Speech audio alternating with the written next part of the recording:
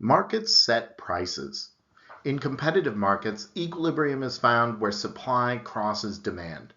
At the equilibrium price, the quantity that people want to buy is available for purchase, and the quantity produced at this price is completely sold. We spent the last section of the course talking about deviations from this outcome due to imperfect competition or price discrimination. But in those cases as well, the market is setting the price. The market is a set of conditions. It tells us how people and firms will respond to the incentives they face.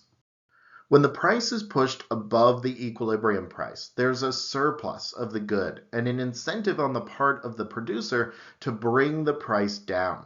At this high price, consumers turn away from the good, choosing to spend their money on other things.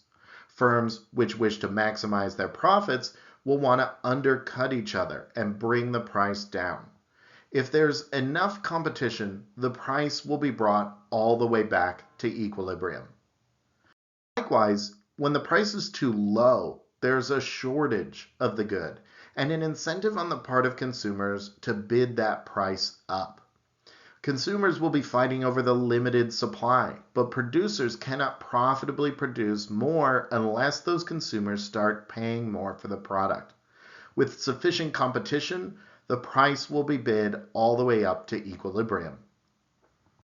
This theory was put to the test during World War II, when the United States imposed broad price controls. During World War I, the US saw very high inflation, which caused a lot of problems for business and consumers. Not wanting to repeat that experience in World War II, the federal government created a new department and armed it with economists who were tasked with setting maximum prices sellers would be allowed to charge for the products they sell. They hoped this would prevent inflation, and for a little while it did. You can see in this image a display which touted the benefits of price controls, showing how much more you could buy with $15 in the 1940s compared to the late 1910s. After World War II, however, economists realized that this was a major mistake. Price ceilings are a legal limit on the maximum price you can charge for something. Price ceilings are only binding if they're set below the equilibrium price. If the price ceiling were set above equilibrium, it wouldn't matter, since everyone would be charging the equilibrium price, which is below the legal limit. Only when we lock a price below equilibrium in place is there any effect on the market. When price ceilings are set low like this, it legally stifles the market pressures, which are trying to push that price back up, holding it down under the power of the government. But no matter how much we wish it isn't so, or how desperately we plead with people to conserve, the bitter truth is that there's going to be a shortage. A shortage means long lines to get the product, empty shelves everywhere you go, and increasing degrees of inconvenience in order to get the product. High inflation in the 1970s led President Richard Nixon to reintroduce price controls against the advice of his economic team. Consumers were so outraged over the rapidly increasing prices for gasoline that Nixon didn't want to pay a political price for being seen as doing nothing. So on the price ceiling went, and the result was long lines for gas and empty stations. A lot of classes will tell you that one of the goals of the course is to make you a better citizen. Indeed, this is one of those moments, because even this guy, who is correct about who to blame, doesn't understand what's going on. In his opinion, there isn't a shortage of gasoline.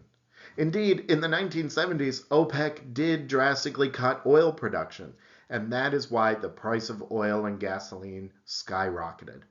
But a lot of people want to live in a fantasy land where resources aren't scarce and nothing has an opportunity cost. We know better now.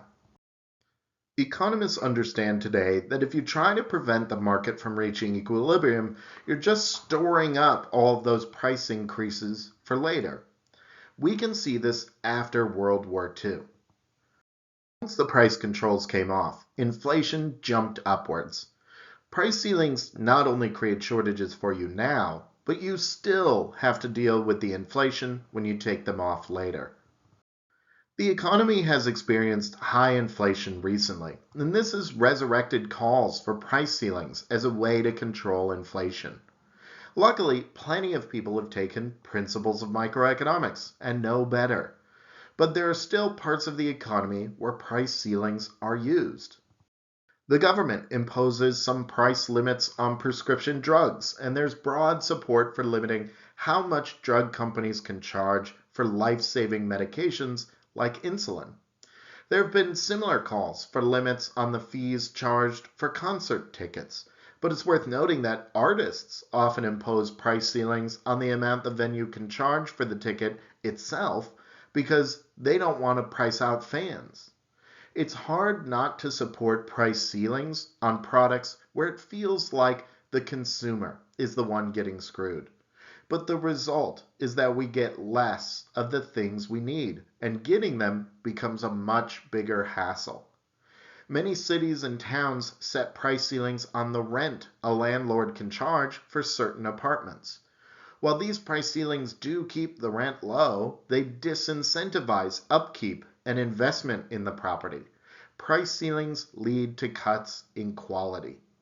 States also set price ceilings on items like bottled water during natural disasters like hurricanes. We talked in the very first video for the class about the effects of those limits. Price ceilings can stunt innovation and erase the incentive for people to economize on their choices.